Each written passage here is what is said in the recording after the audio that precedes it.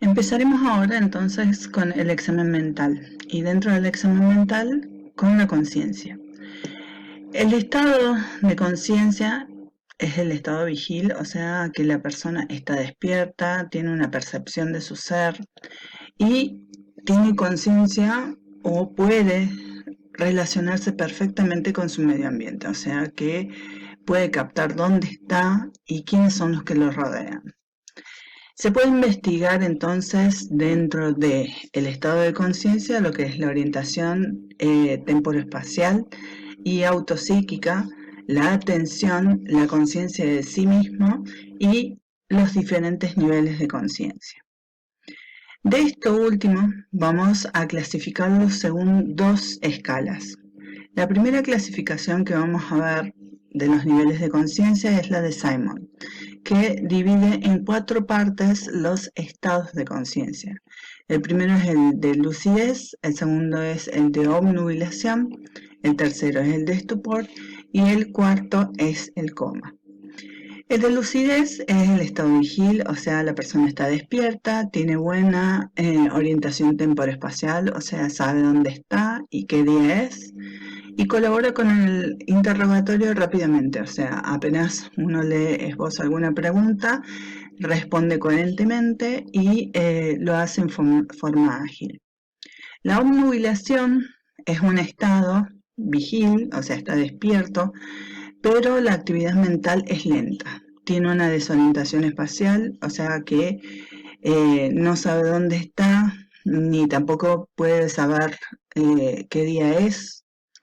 Tiene falta de atención, o sea que en algunos momentos puede estar en comunicación con uno o puede estar orientado visualmente hacia uno, pero después pierde esa orientación. El lenguaje es incoherente, tiene cambios de comportamiento y de conducta, o sea que en algunos momentos puede estar en un estado de excitación y en otros momentos puede estar deprimido. Tiene tendencia a la excitación y luego al sueño, o sea, pasa de estar muy despierto a inmediatamente a dormirse y en diferentes momentos del día, no es específicamente en los horarios de sueño normales. Y puede cumplir con actos automáticos. ¿Cuáles son los actos automáticos? Aquellos que por repetición ya los adquirió y que esos quedan ya percibidos, o sea, guardados en el sistema nervioso, sin que nosotros tengamos que pensar en cómo es que tenemos que realizar la actividad. El tercer tipo es el estupor. Ya yace en cama, ¿sí? No cumple con actos motores simples, o sea que tampoco cumple con los automáticos. Responde a estímulos dolorosos en forma incoordinada y primitiva. Tiene una agitación psicomotora, o sea que tiene periodos de exaltación que se relacionan con actividades motrices del cuerpo. El ritmo de vigilia y sueño están alterados, o sea que probablemente pase todo el día durmiendo y a la noche esté despierto o tenga momentos en los cuales abunde el sueño, ¿sí? Pero no son específicamente los que solía tener antes de este estado. El lenguaje es primitivo e inexpresivo y no hay control de esfínteres. Ahí ya nos están notando este último punto, un estado mucho más grave de la patología. El cuarto punto es directamente el coma, en el cual no responde ninguno de los estímulos. El decúbito es pasivo, o sea que lo coloque al paciente en la posición que lo coloque, así es como queda, no vuelve a ninguna de las posiciones anteriores o adopta una nueva posición y conserva la actividad vegetativa, o sea que respira y el corazón funciona normalmente, pero el resto de las actividades están anuladas. La otra escala para verificar los niveles de conciencia es la escala de coma de Glasgow. Esta tiene 3 formas de evaluar. Una es a través de la apertura de párpados, otra es la respuesta motora y otra es la respuesta verbal. Cada una de estas respuestas tiene una serie de puntuaciones que tienen que sumar como máximo 15 puntos, que quiere decir que la respuesta del nivel de conciencia es bueno, y la puntuación más baja es 3, o sea que está en un coma profundo. En este caso, entonces, vamos a ir viendo cómo es que se evalúan en cada una de estas tres formas de evaluación las distintas respuestas. En primer caso vamos a tener la apertura de párpados. Si lo hace espontáneamente, la puntuación es 4, o sea, esa es la puntuación máxima que tiene la apertura de párpados. Si se le pide que abra los ojos y responde, la puntuación va a ser 3. Si apretándolo en esta zona, produciéndole dolor, abre los ojos, la puntuación va a ser 2. Y si directamente ante ningún tipo de estímulo los abre, la puntuación va a ser 1. En el caso de respuesta motora, el primer punto en el cual obedece una orden es ante, por ejemplo, una que diga muéstrame 2 dedos. Si lo hace, la puntuación es 6. Si puede localizar la zona donde se lo está tocando a través del movimiento de la mano, por ejemplo, la puntuación es 5. Si ante la punción, ¿sí?, realiza un movimiento de retracción, o sea que saca la mano por acción del dolor, la respuesta o la puntuación es 4. Si presenta una respuesta flexora anómala, ¿sí?, la puntuación es 3. Si la respuesta es extensora, fíjense, tanto de miembros superiores como de inferiores, la puntuación es 2.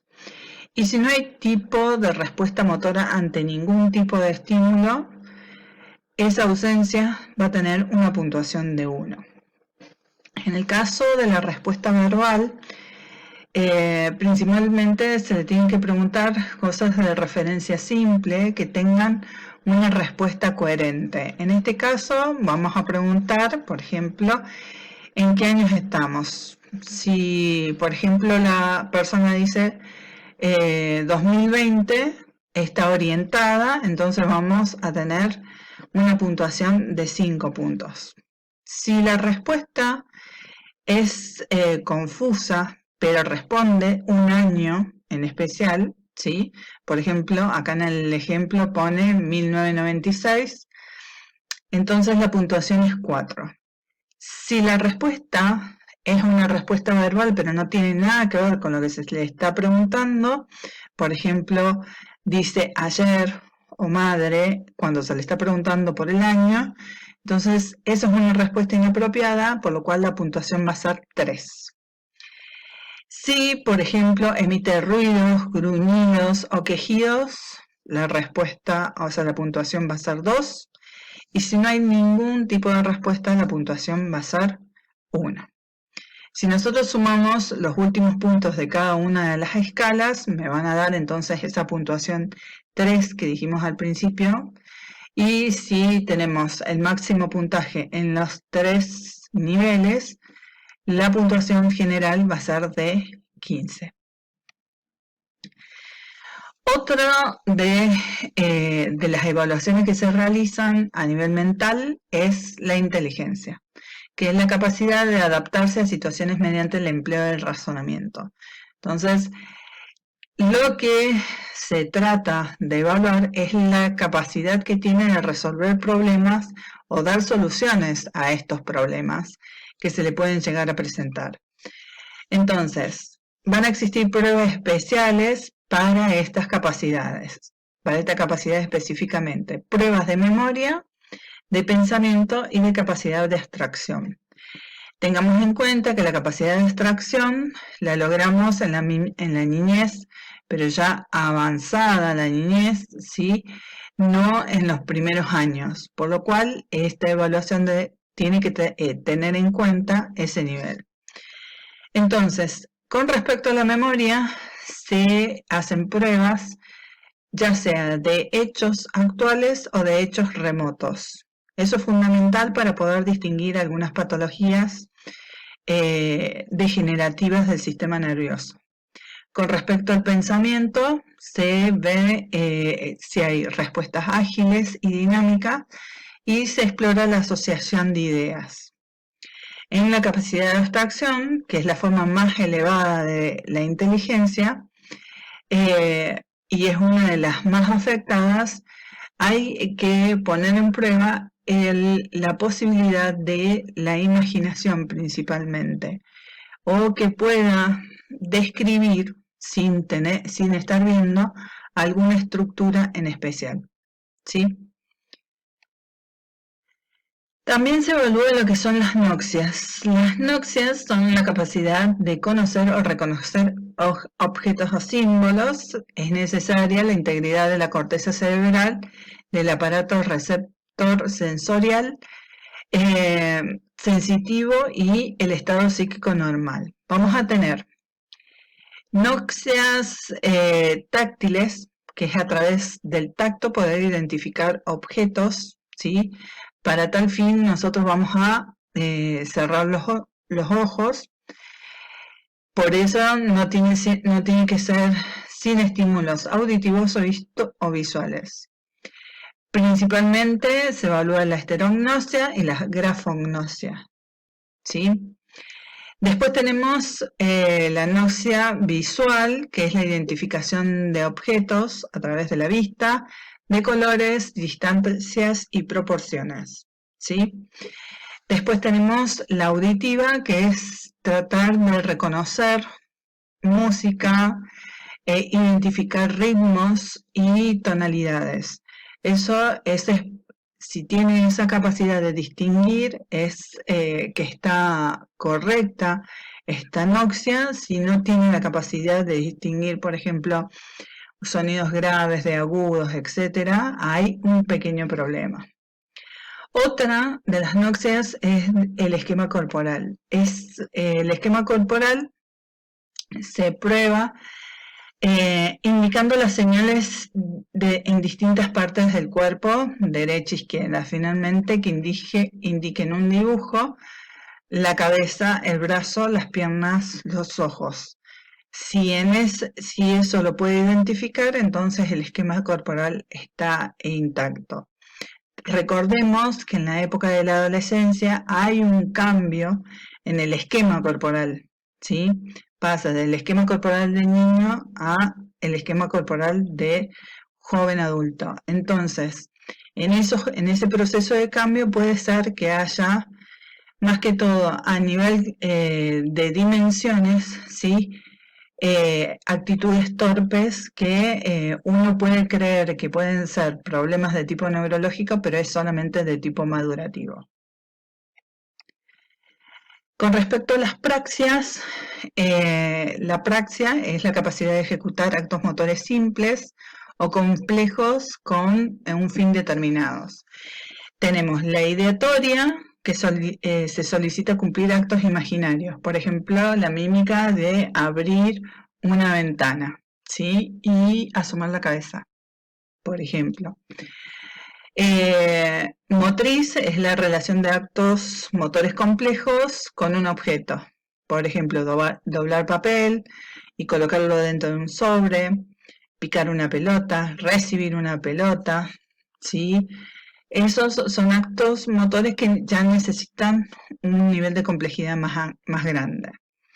La ideomotriz es actos motores simples que básicamente tienen que estar claros. El poder sentarse ubicadamente en una silla, pararse sin ninguna dificultad y balancear los brazos, ¿sí? Pueden ser los brazos al mismo tiempo, los brazos alternados, o poder hacer circunferencias con los brazos en distintas direcciones. Constructivas, vamos a tener la de construir pirámides con cubos o figuras geométricas con fósforos. En aquellas personas con lesiones a nivel del sistema nervioso central se les complica porque pueden estar afectados elementos motores que hagan que no puedan realizar en algunos casos estas acciones.